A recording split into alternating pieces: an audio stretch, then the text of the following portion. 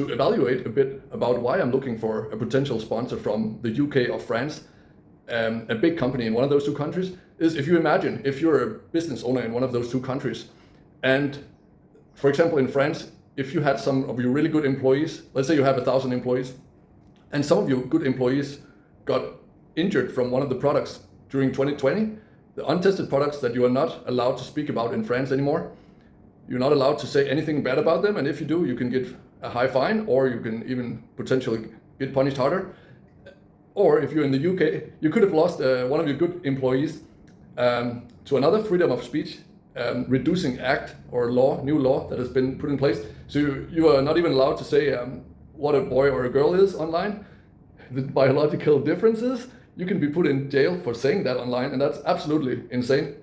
So if you have a company that lost employees that went to jail from simply being able to explain what a boy or a girl is, I think that's absolutely insane.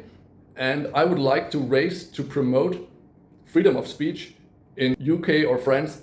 And if you have a company that has been in such a situation, I would definitely understand why you would do it, because I would be absolutely pissed if I lost some of my good staff to these insane laws that is reducing democracy.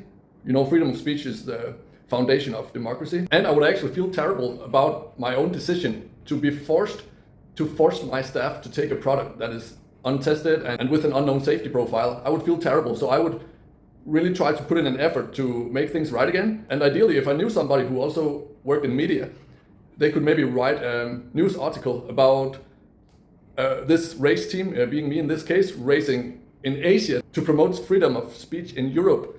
And I think that would be a really interesting story if that came up in the news. I would be putting myself on the line for that, and also for a good cause, I think.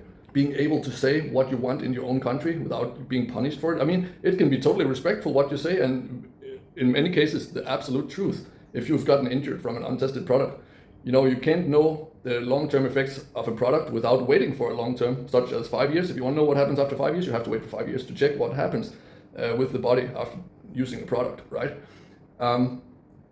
So that was a bit of an evaluation of why I'm looking for such a sponsor.